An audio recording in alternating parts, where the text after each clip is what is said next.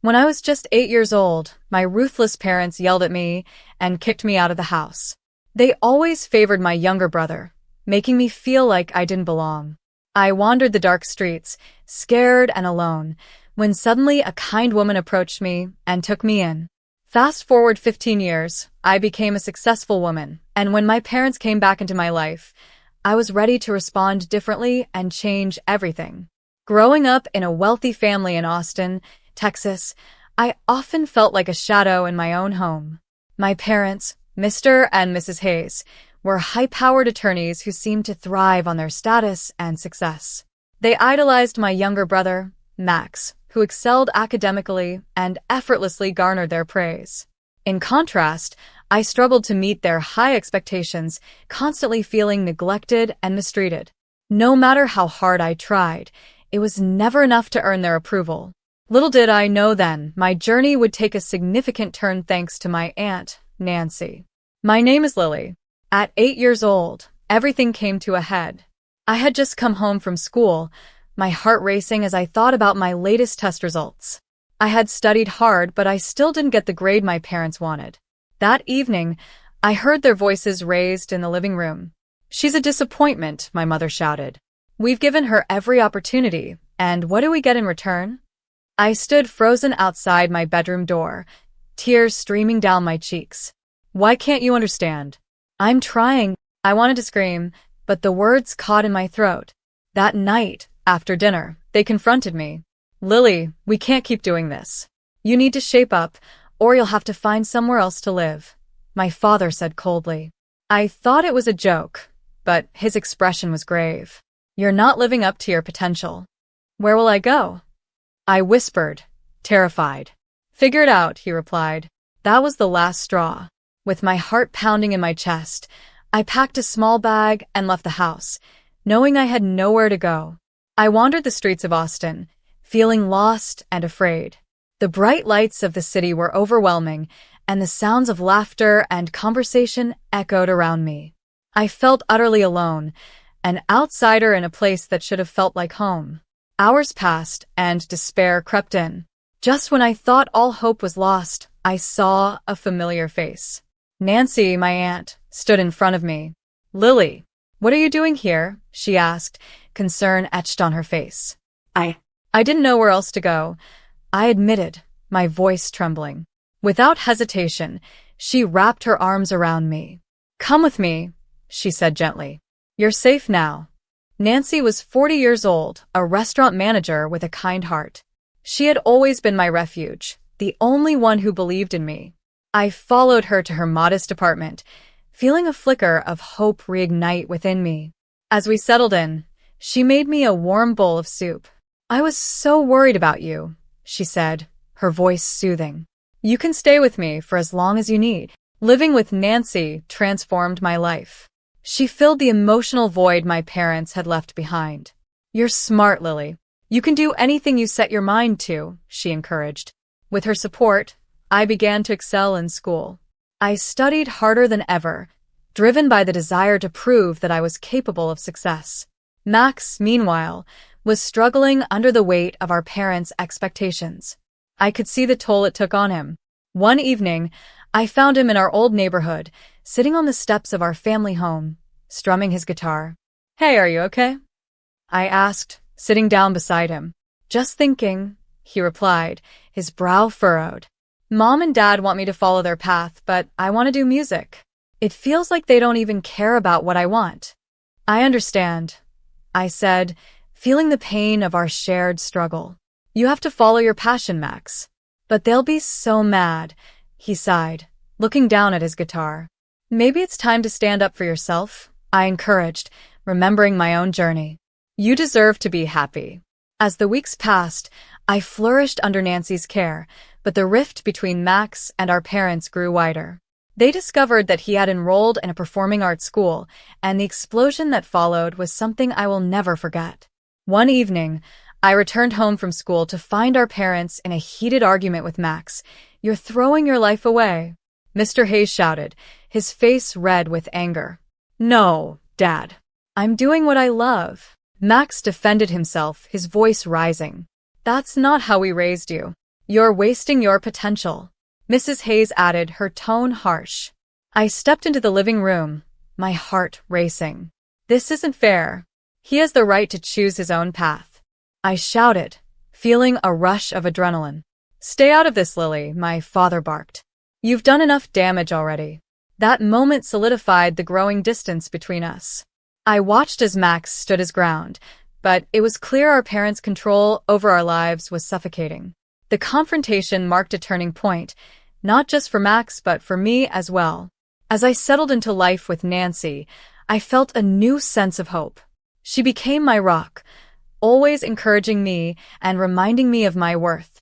Her small apartment was filled with warmth, laughter, and the smell of home-cooked meals. It was a stark contrast to the cold, demanding environment I had left behind. Lily, you're going to be a doctor one day. I just know it, Nancy would often say while helping me with my studies. You have the heart for it. Her belief in me sparked a fire within. I threw myself into my studies, determined to excel. School became my sanctuary, a place where I could escape the haunting memories of my childhood. I worked tirelessly, aiming for high grades, fueled by the desire to prove my worth, not just to myself, but also to my parents. As I flourished academically, I often thought about Max. He was still living under our parents' roof, and I worried about him. One day, I decided to call him. Hey, how's everything? I asked, trying to sound cheerful. It's the same, you know? Mom and Dad just don't get it, he replied, his voice heavy with frustration. They think I'm going to change my mind and go to law school like them. You won't, though, I said firmly. You're too talented for that. You need to follow your passion. I know, but it's hard when they keep pushing, Max admitted. I wish I could just escape like you did. Maybe you can, I suggested, feeling a rush of inspiration. You could come stay with me and Nancy for a while. It might help you figure things out. Yeah, maybe, he said, but I could hear the uncertainty in his voice. As months passed, my dedication to becoming a doctor paid off. I graduated high school with honors and received a scholarship to a prestigious university. The moment I received my acceptance letter, I jumped up and down with excitement, clutching it tightly. I did it, Nancy. I'm going to be a doctor. Nancy hugged me tightly, tears of joy in her eyes. I always knew you could do it, Lily. You deserve this. But the joy was tinged with fear. I knew my parents would likely react negatively to my achievements, just as they always had. Sure enough, when I called to share the news, their response was lackluster. That's great, Lily, my father said, though his tone was flat. But remember, medical school is tough. You have to be perfect. Why can't you just be proud of her? Nancy interjected, frustration bubbling over. She's worked so hard for this. My parents' silence was deafening. They were still stuck in their old ways, unable to see my accomplishments as anything more than obligations to fulfill. It stung, but I refused to let their disappointment overshadow my joy. As I began my studies, I threw myself into my coursework. Medical school was rigorous, but I loved it. The knowledge I gained fueled my passion, and I thrived on the challenges. Late nights spent studying were often accompanied by texts from Max, who was trying to navigate his own path. Just finished another song, he texted one night.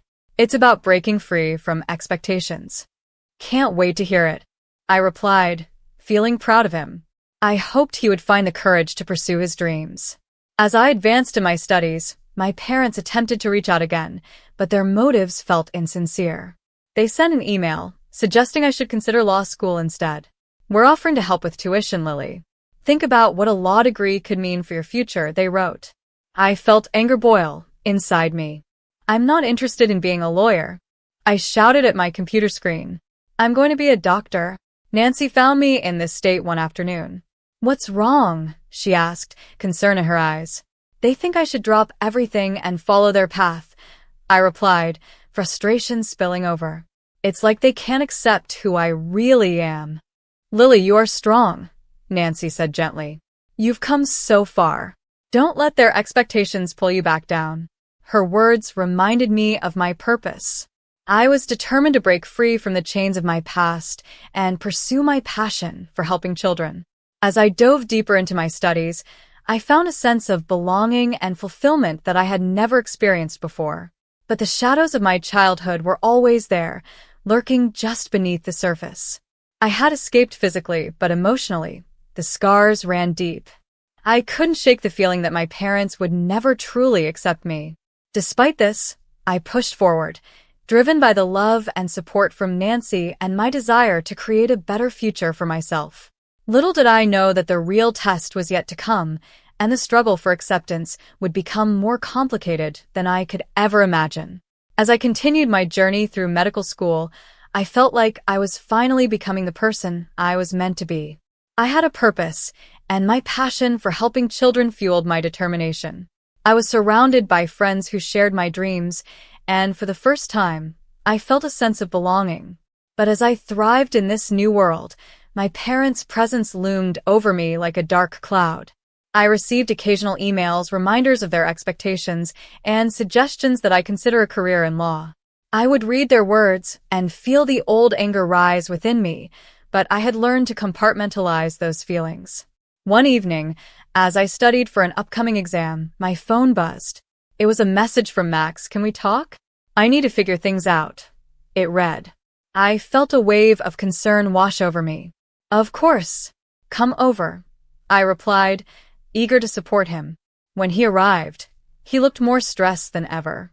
"I can't take it anymore, Lily. Mom and Dad are relentless," he confessed, running a hand through his hair. "They think I'm just wasting my life away with music." "You know that's not true," I said, trying to reassure him. "You have talent, and you deserve to follow your passion."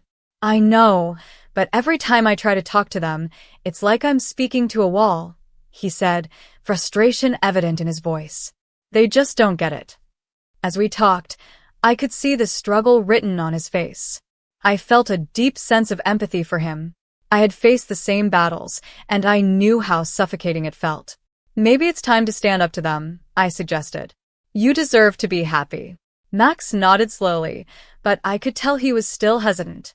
"I don't want to lose them completely." "Sometimes you have to take a stand for yourself," I replied. I had to do the same. "It's hard, but you'll be better for it." Days turned into weeks, and as I immersed myself in my studies, the looming confrontation with my parents hung in the air. I knew that eventually, I would have to face them. Then, one evening, I received a phone call from my parents. "We'd like to have a family dinner," my mother said. "It's important." A knot formed in my stomach. "Sure," I replied cautiously, unsure of what to expect. The dinner was set for a few days later. As the date approached, I felt a mix of anxiety and anticipation. I wanted to believe they were ready to reconcile, but a part of me braced for another round of disappointment.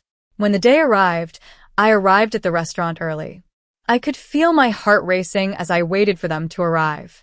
When they walked in, Mr. and Mrs. Hayes looked just as imposing as ever. They took their seats, and I could sense the tension in the air. "Thank you for coming," my mother began, her voice cool. "We wanted to talk about our family and our future." "Okay," I said, trying to keep my tone neutral. "I've been doing some thinking," Mr. Hayes said, leaning forward, "about your education and your future. We believe it's time for you to consider law school." My heart sank. "I've told you before, Dad. I want to be a doctor. That's my passion," I replied firmly. "Passion doesn't pay the bills," he snapped, frustration seeping into his tone. "You need to think practically." "Practicality isn't everything," I shot back, feeling the anger bubble up inside me. "I've worked so hard to get where I am, and I won't let you push me into a career I don't want." The tension in the restaurant thickened as patrons turned their heads, drawn to our heated exchange. "Lily, we only want what's best for you," my mother said, her voice trembling slightly. "But you're not making smart choices." "No, you're not listening. You've never listened," I yelled, unable to contain my emotions.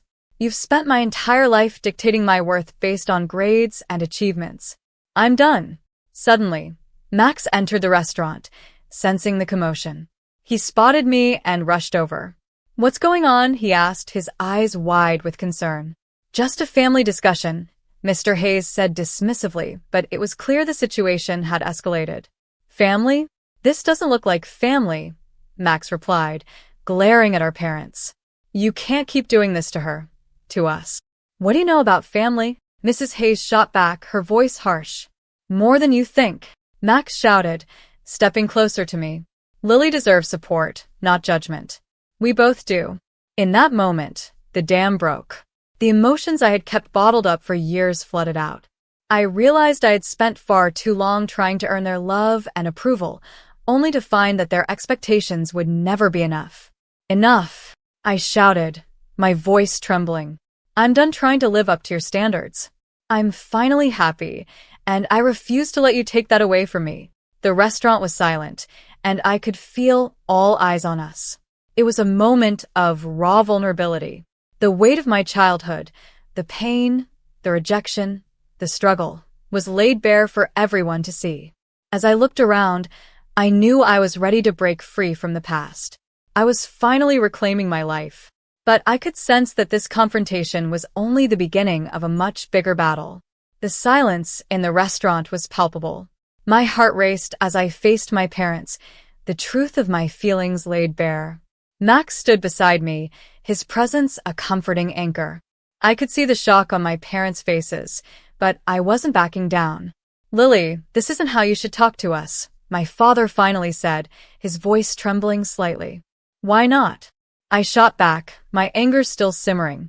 I've spent my entire life trying to please you, and it has only made me feel worse. I'm not a disappointment. I'm doing what I love. Max turned to them, his eyes fierce. You need to understand that pushing us into careers we don't want isn't love. It's control.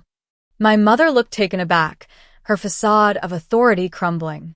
We thought we were doing what was best for you, she said quietly, the hurt evident in her voice.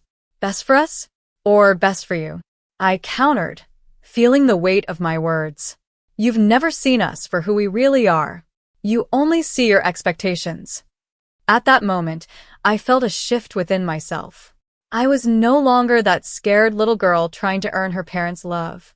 I was an adult, a doctor with dreams of helping others. And I was finally ready to stand up for myself and Max. Enough of this, I said firmly. I won't let you dictate my future anymore. I am pursuing my dream of becoming a pediatrician, and nothing you say will change that. Tears welled in my mother's eyes as she seemed to realize the depth of her actions. I just wanted you both to have secure futures, she said softly.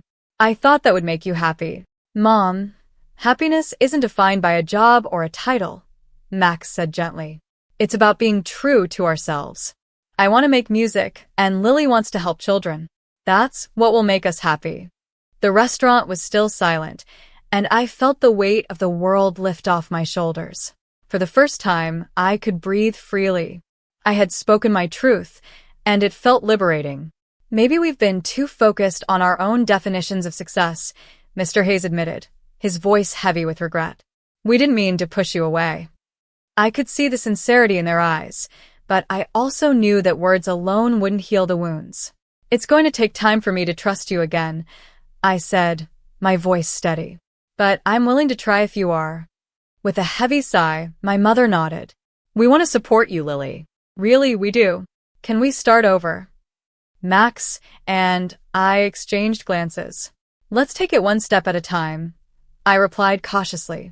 We have a lot to work through. As we left the restaurant, I felt lighter. The confrontation had opened a door, not just for healing, but also for understanding. My parents were finally beginning to grasp the importance of unconditional love. In the weeks that followed, we began to rebuild our relationship. It wasn't easy. Old habits die hard. But my parents made an effort to show their support. They attended my medical school events, and for the first time, I felt like they were genuinely trying to understand my passion. Meanwhile, Max continued to pursue his music.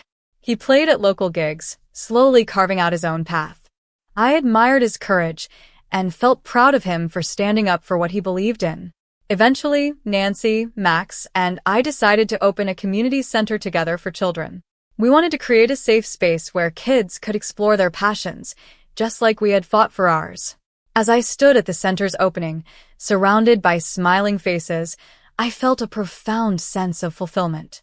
I had come so far, from a frightened girl trying to earn approval to a woman who embraced her dreams and fought for her family. My journey had taught me that love isn't about meeting expectations. It's about supporting one another in our true selves. And that was a lesson worth sharing.